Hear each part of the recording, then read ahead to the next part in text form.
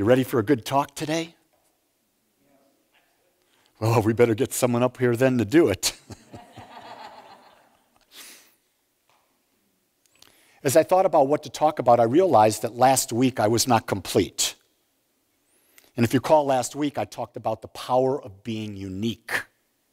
And I gave you a question. But so today, I wanted to talk about the power of how.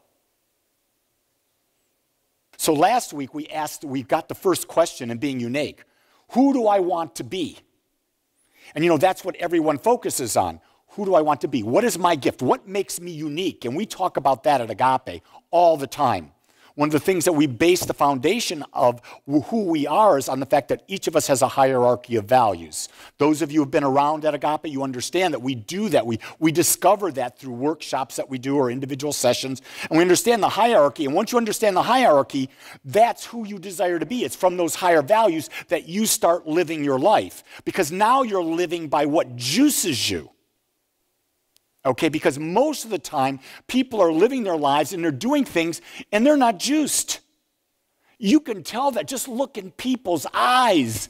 Are they alive? They're not. Most people, 99% of the people, they're literally walking zombies. They have become comfortably numb. The key thing is they've not taken the time to figure out what juices them. And then when you understand what juices you, you make all of your decisions in your life based on that. So for me, spiritual self-actualization, number one value. Everything I do must, if it goes against that, I'm not doing it. Number two value, teaching and speaking about how to better self-love through conscious living. I never get enough of that. Number three, building intimate relationships and community. Number four, learning about human behavior. Number five, personal health and well-being. Number six, being financially free to do what I want, when I want, and how I want. Those are my top values. I used to have a seventh value called traveling the world and experiencing other cultures. We have taken that value and we've put it in the file cabinet for now. But you notice, I had the experience of going to the doctor, and I think I talked about this earlier, and I said to the doctor, hey, you did this hip surgery on me, and my left leg's shorter than my right leg. He says, well, we'll give you a lift. I said, I don't want a lift in my shoe. I want to travel and hike the Himalayas. How can you fix it? So that's what I'm doing tomorrow. Tomorrow they're going to cut me open, take me apart, pop this part out, pop this part in, put me back together, and my leg will be longer. Think about it. I made the decision because if you go to the hierarchy of my values, health and well-being is right up there. And here's the thing. When you've got values, you never, ever, ever, ever settle. Anything that's truly valuable to you, you never settle for. In a relationship, never settle for something less than what you deserve because you set the limits about what type of relationship you have. You set the limits about the wealth that you can have. You set the limits of the health that you can experience. You set the limits of how you give your gift to the world and the world gives back to you, which is called a career. We weren't taught that. I was taught, get a job, make money, support your family. Guess what? You did that. I did that for 20-some years, and I was bored to the T. Now I'm doing what I love. So I make my decisions based on that. So if I want to hike the Himalayas, you think I need a longer leg? Yeah. You think if I want self-confidence? You know, if you're limping all the time, that's not a self-confident thing, right? So never, ever settle. So I've determined what I want to be by my values. But here's the next question. How do I want to live my life? You see, you can have these great values out there, but who are you being as you're living it? How are you showing up in the world? That's a really big question to ask because you may say, I'm tall, I'm young, I'm sophisticated, yada, yada, yada. But how you're bringing that to the world is how others perceive it. And their perception determines their reaction to you. So you've got to ask the question, what is the most authentic way for me to bring my gift? Not one that I blindly accepted. So when you put your focus and energy on your strengths and not your weaknesses you excel. I was taught, well, remember when you were in the corporate, no, you probably are in the corporate world. I used to be in the corporate world. And they would say, well, Lee, these are your strengths and you're great at that. We got to focus on your weaknesses. The big time out. They don't know what they're talking about. You will never be good at what you're not juiced by. Your strengths are in the areas where your values are going to come out. So you want to live your strengths. Put all your energy and develop your strengths. Someone says to me, Deb Lilly says to me, Lee, you got to write a book. Guess what? My strengths are not writing a book. My strengths are talking, teaching. So what I'm doing is I'm taking these talks, I'm sending them to the service, they're transcribing them, I'm sending them to a ghostwriter to put it together to get the book done. You notice how I'm doing what I value, but I know the book will be great, but I'm giving it to someone who values writing. You see, that's the exchange of energy we want going. So we talk about the flow of money. When you've got an exchange going, everybody gets fed because you're doing what you love. There's people that do other things that they love. I would love to play the lead guitar. I would love to be up here rocking you out. Oh, God. I don't know who I would be. Peter Townsend? I don't know. David Gilbert. David Gilbert he's just cool. I'd want some movement there, but you know what? Music's not my gift. I love to listen, but I realize it is not my gift, so what do? You bring in the best musicians in Dallas to be your music team. And we're blessed to have our music team here, without a doubt. So we've got this thing. And so as we move forward into life, this is really critical, you understand this. Only bring those things forward that are essential to your growth as you move into the future. So we're in this pandemic right now where we've had to really slow down. And when it does reopen up and we start, you don't want to go back to the way it was because you want to leave behind all those things that don't serve you. Not only those things, you want to leave behind those habits, you want to leave behind the people that no longer serve you. Can I be more clear? Now, I'm not judging people. But I'm saying every person has gifts, and the gifts that someone has may not align with the gifts that you have based on where you are, so you bless them and you move forward in the direction that you want. How many people here or out there have had friends, best friends, and all of a sudden for no reason they're gone? Anyone ever have that happen? Why? You energetically shifted, and they went in a different direction. So it's not a bad thing or a good thing. You just shifted. You see, relationships are for one purpose, and you hear me say this all the time. It's to support and grow each other, and while doing so, have fun. Because if you're not having fun in life, whoa. Yesterday, I said to my wife, are you ready for an adventure? And she goes, yeah, what are we going to do? I said, I heard there's a Costco business center in Dallas. And they've got new stuff. So we went to the Costco Business Center. Can you even imagine? Spent like an hour and a half in there. And do you know what I saw? If someone out there is rich, I saw a $23,000 pizza oven. I love making pizza. It's one of my favorite things. I don't have a pizza oven. And I think eventually I want one. So if you want to buy the minister a pizza oven, I will be receptive. Let the energy flow. And for a pizza oven, I'll counsel you every week. I'll make sure there's a good exchange of energy. I want you to know that. And we can do it by Zoom or we can do it in person. Hell, if you buy me that pizza oven, the first one, I'll come out and fly out to wherever you are. I can be bought as long as it serves my highest values. Because then it's not really being bought, is it? That's really the key thing. So here's what I want to say about that as well. In order to become how you want to be, sometimes you've got to learn more. And so like on December 3rd through the 6th, I'm going to be spending 12 hours a day, 4 days with Dr. John DeMartini again, and I'm going to become a licensed facilitator in determining the values process. I already think I'm very good, but I'm told by doing that, I become world class. So if I want to be, according to my values, a teacher of self-love through conscious living, I have to invest in myself. Do you get that? You don't just get to be good at what you do. You have to invest in yourself. So I'm going to become good. I'm giving the exchange of money there. And then what happens? They'll market me to people all around the world. And I'll be able to help people around the world determine their values, as well as people here in Dallas-Fort Worth. And I'll be worth a pretty penny. That's how I look at it, because what?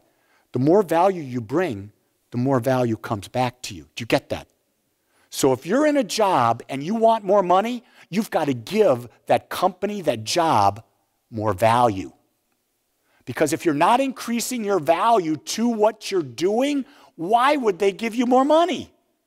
They're already giving you money for what you're doing, but you're not doing more. Why would they give you more money? Think about it. That's a real logical thing, because I was in the corporate world and people think, well, I've been doing a job for 3 years. I deserve more money. Well, what are you doing differently? How have you increased your value to me as your manager and to the corporation as such? If you don't increase the value, well, you don't need a bigger energy, do you?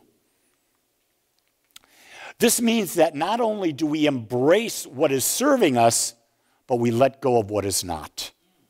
That's really critical. If you're holding on to something, you put your hand in a jar, you grab a pickle, and you try to bring your hand out, you can't bring your hand out. Why? Because the pinch is clenched. In order to come out, you got to let go of something. And that's true in your life. Right now, 24/7 of your time is already being occupied by what you've got going on in your life. Now you're saying, I want to be different. Okay. What are you going to let go of? There's a lot of single people out in the world, and there are a lot of single people at Agape. They're not here right now because there's COVID thing, so this place would be packed normally. But right now, we've just got some real bellwether, down-to-earth, my favorite people here and out there. They want a relationship. But if you look at their life, they have no time for a relationship. See, if you don't have time in your day for a relationship, how can you bring someone in? And what does a relationship require? Time, doesn't it? Isn't that the single most important thing about a relationship? Is quality time being spent with another person? So I would look at my calendar if I was looking for a relationship, and I would see, if I'm single, how can I free some time now? Free time now, so the possibility exists. Believe it or not, on my calendar at home, I have time on it for my wife. Because we get so busy that we want to make sure that during the day we have, twice a day we have time where we sit and communicate with each other. It's valuable to me, so I make the time for it. We now ask empowering questions about how do we want to show up in all areas of life? This is really big. How do I want to show up? So let's look at that. How do I want to show up financially? People want to talk about being wealthy. I want to be a multimillionaire. Well, how are you showing up? Are you savvy about investing? Are you a good steward of your money? Are you putting away money into funds that are causing you to be wealthy? Do you have a financial plan? Are you a person who understands that money has value and that if you don't exchange money for value, money will never come to you? If you're in a restaurant right now, those waiters and waitresses, they're dealing with this pandemic and they're giving you great service. So for you to go from let's say a 15% tip to a 20% tip costs you $1. To go to an even greater tip costs you $2. Why wouldn't you give the extra money? It doesn't really affect you, but it can change their life. Wealthy people understand the exchange of energy. Wealthy people do not hoard. So there's a way that you come into the world. If you're always asking for something for free, then you don't believe you're valuable. Because in order to receive, you must give, and you give the amount that you receive. Every wealthy person understands that. So I have a relationship with the Dr. John DeMartini group. And when they offered me this opportunity to become a licensed facilitator, they asked me, what are you willing to pay for this? Because I'm a close friend. I said, this is what I think it's worth. And they said, we agree, it's worth that. So I'm not getting it for free. I'm spending a sizable amount of money to get it. Why? Because there's value. See how I'm choosing to show up? I'm using myself as an example for you. So how do you show up in your career? Are you in your career with a can-do attitude? Are you in your career advancing yourself? How can I be of greater service? How can I serve the clientele? Whatever your job is, you have clients. It could be you might be serving other departments within the thing. You might be a person working in a retail store. Everyone has clients. The question is, how can I serve clients better? Or what attitude can you take when you're serving them? When you're playing music up here, if you see people going, there's no juice. Your facial expressions, your body language, everything you're doing causes the music to be accepted greater. Think about, there are bands that just get up there and do this. Do you want to ever go see them live? Waste of time. Waste of time. You want to see things going on. Let's look at how do I want to show up in my health? Really good question. Am I drinking water every day? At least half my body weight to purify my system and to bring my body into a state of alkalinity? Am I doing deep breathing every day where I'm oxygenating my body so that cancer cannot even possibly begin to come in? Am I choosing healthy foods for myself that feed me? Am I doing movement daily? Or am I making excuses for all of that? If you're making excuses for all of that, guess what? The power that we know as the law that's responding to the nature of our thought is recreating for us what we're thinking, and it doesn't believe our occasional thought. It believes the summation of our thought. Our thoughts, words, actions, and feeling held persistently and consistently toward a specific and directed result, either consciously or unconsciously. That was the definition of belief. And Jesus said it really clearly. Christianity says, it is done unto you as you believe. And you cannot fool the law. Do you get that? You think, well, I put it out there, the law won't know if I have these 25 cookies. So here's what I do. You think I eat perfect all the time? Here's my weakness of the week. Cheetos. I bought these plastic containers with round balls of Cheetos at Target. And every day after lunch and after dinner, I'm popping about 12 of those little balls in. And I feel good. Do you know who else feels good? My parrot. Because my parrot loves Cheetos. You know who else feels good? My yellow lab. She loves Cheetos. So we call Cheetos Holy Communion in the Wolak house. So I just brought a little of my Catholicism into this. You know, when you were born and raised a Catholic, you just can't get rid of the body of Christ. The body of Cheetos. Here's the next one. How do I show up in my relationships? This is something I've got to work at more.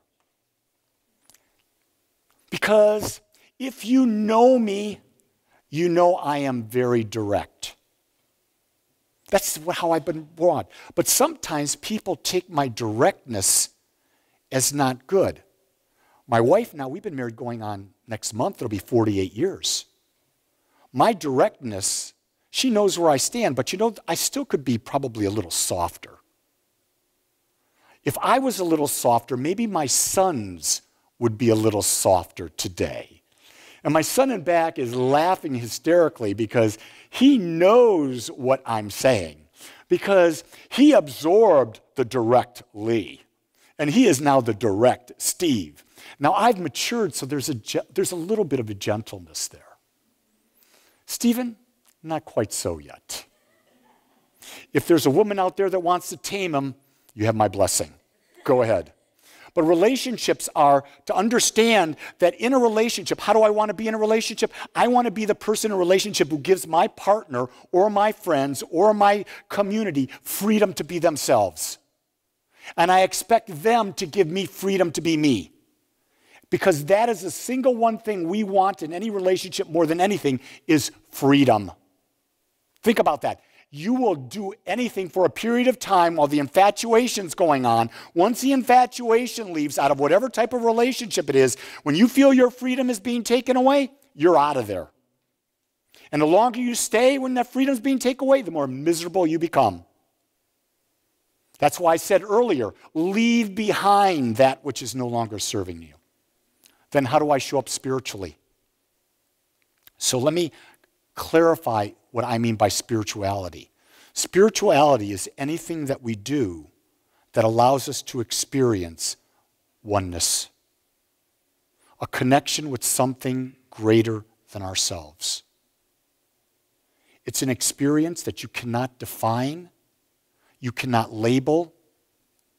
I just don't know I don't have words for it. Because think about it, if at the essential nature you know oneness is infinite, and that you're created out of oneness and you're an individualization, you're a microcosm of the macrocosm, that means that you are infinite as well in your own unique way. So your whole life is about uncovering and becoming more aware of the infinite nature of the soul aspect that you are. So isn't that the most great challenge you could ever put to yourself? Here's something you can do right now that's real simple and connecting. Look into someone's eyes without judgment, without anything, and just see God. See love, because in people's eyes, you won't judge, because the eyes are always perfect. It said that they're gateways to the soul. The soul is what? The divine, the connection into oneness where we're all one. Our freedom is based on the fact that we get to choose who we want to be and how we want to show up. No one tells you that except yourself. You determine who you want to be and how you want to show up. Most people are not even aware that they have the choice, and even if they are aware they have the choice, they're not making the choice. Well, what are you doing then? You're giving your power away and you become a victim. And when we know this and we live this, we're self-loving. You see, if you've really consciously chosen, and you've consciously chosen who you are and how you're going to be, is that not the greatest act of self-love? So when you leave today, when you go into the world, be aware. Be proud of your uniqueness. Be proud of who you've chosen to be up till this time and live it as best as you can.